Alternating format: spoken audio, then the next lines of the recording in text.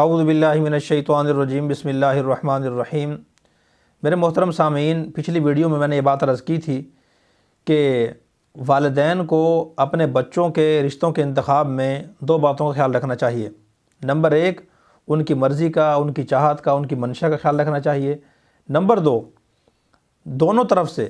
بچی والوں کو بھی اور بچے والوں کو بھی ایک دوسرے کی دینداری کا، ان کے اخلاق کا، ان کی اچھی معاشرت کا، اچھی صفات کا بھی خیال رکھنا چاہیے، اور دونوں چیزیں دیکھنے کے بعد پھر انسان کو رشتہ کرنا چاہیے۔ آج یہ بات عرض کرنی ہے کہ جس گھر میں ہم اپنی بچی کی شادی کرنا چاہتے ہیں،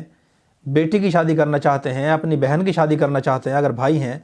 تو اس گھر کے بارے میں ہمیں 3 باتیں معلوم کر لینی چاہیے۔ اگر وہ 3 باتیں پائی جائیں تو پھر شادی کرنی چاہیے، اگر وہ 3 باتیں منفی پائی جائیں تو پھر شادی وہاں نہیں کرنی چاہیے، اس میں فائدہ ہے۔ پہلی بات یہ دیکھنی چاہیے کہ جس گھر میں اپنی بیٹی دینا چاہتے ہیں، اپنی ہمشیرہ دینا چاہتے ہیں، شادی کرنا چاہتے ہیں، اس گھر کے فیصلے عورتیں کرتی ہیں یا مرد کرتے ہیں۔ اگر اس گھر کے فیصلے عورتیں کرتی ہیں تو پھر انسان کو شادی وہاں نہیں کرنی چاہیے۔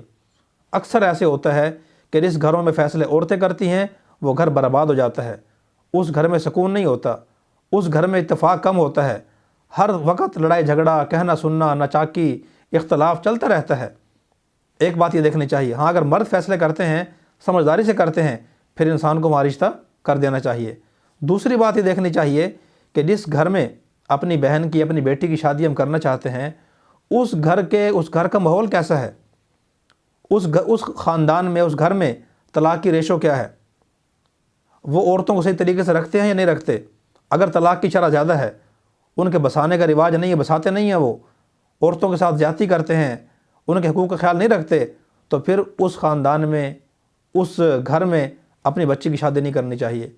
نمبر 3، یہ دیکھنا چاہیے کہ جس گھر میں اپنی بیٹی ہم دینا چاہتے ہیں، اپنی بہن کی شادی کرنا چاہتے ہیں، اس گھر میں عورت کی عزت کا، عورت کے حقوق کا اور اس کے راحت و آرام کا کتنا خیال رکھا جاتا ہے۔ اگر وہاں کی عورتیں جو پہلے وہاں گئی ہوئی ہیں وہ سکون سے رہتی ہیں، عزت سے رہ رہی ہیں، ان کے حقوق کا وہاں خیال رکھا جاتا ہے، حقوق وہاں ادا ہوتے ہیں اور ان کو عزت دی جاتی ہے، تو پھر انسان کو شادی وہاں کر دینی چاہیے۔ اگر معاملات اس کے برعکس ہوں، تینوں شرطیں الٹ ہوں، فیصلے عورتیں کرتی ہیں اور طلاق کی ریشو بھی زیادہ ہے، عورتوں کو صحیح طریقے سے بسایا نہیں جاتا،